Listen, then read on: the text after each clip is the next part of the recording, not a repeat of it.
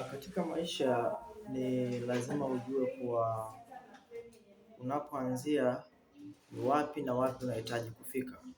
Sasa tumekuwa na watu wengi ambao hawatambui ni wapi wanatamani kufika. Wamekuwa wakijivunia mambo mbalimbali, wakijivunia vitu tofauti, lakini wanashindwa kutambua ni wapi wanapaswa kufika. Tumekuwa na watu wengi ambao wamekuwa ni graduated, kwa maana wako na diploma, certificate, bachelor degree, masters, hivyo. Wamekuwa wataalamu mbalimbali, lakini swali linakuja, je, unajua ni wapi ambapo unahitaji kufika? Ni wapi ambapo unahitaji uwe kielelezo wakati unapofika hapo? Sasa hili ni jambo ambalo limekuwa ni changamoto katika jamii yetu. Kuwa na elimu ni jambo lingine, na kumiliki diploma, degree na nyanja nyingine ni kitu kingine. Unachopaswa kutambua kuwa ni wapi unatamani ufike wewe kama wewe. Kuna wakati mwingine diploma, degree haitakusaidia kufika mahala fulani, haitakusaidia kufika katika kutimiza ndoto zako, lakini namna unavyochakata mambo, namna unavyotumia muda wako, namna unavyotimiliza wakati wako kule unakotamani ufike, ndiko kunako kusaidia wewe na ndiko kunako kufanya wewe wapi ufike. Hilo ni jambo la msingi sana.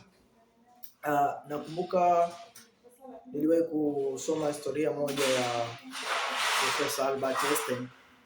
Siku moja akiwa anasafiri, akiwa amepanda treni, ilifika wakati katikati ya safari akawa amepoteza tiketi ya safari. Alipokuwa akitafuta,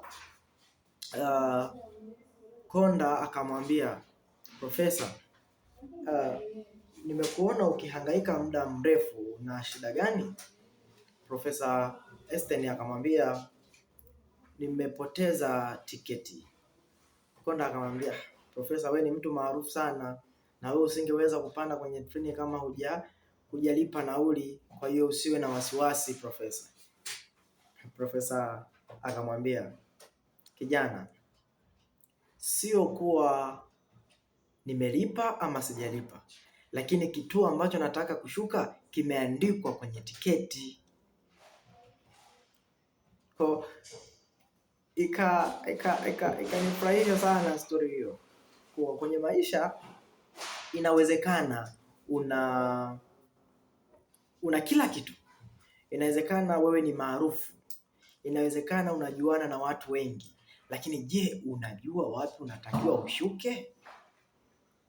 Ni wapi unakifahamu kituo chako? Hilo ndio jambo la msingi. Sasa Albert Einstein alimwambia konda kuwa kituo ninachotakiwa kushuka kimeandikwa kwenye tiketi. Sasa ni lazima uone mahala ambapo unahitaji kufika tayari pamekuwa dhahiri na unapafahamu kuwa unatakiwa nishuke mahali fulani. Kama hujui ni wapi unatakiwa ushuke, utahangaika tu lazima. Utakuwa unatafuta kila mahali, utakuwa unaingia kila mahali. Kwa sababu gani? Hujui ni wapi unatakiwa ushuke. Tumekuwa na watu wengi wanafanya mambo mengi mtawalia.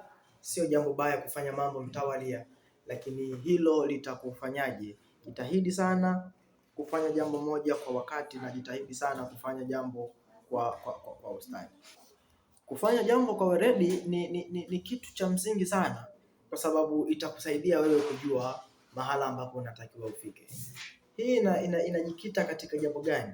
Inalenga katika kujua dhima yako kuu, kujua maono yako ni yapi. Maono uliokuwa nayo unatakiwa uyatimize, kwa sababu hiko ndicho kituo unachotakiwa kushuka. Kufanikiwa katika maono yako ndiko kushuka katika kituo chako.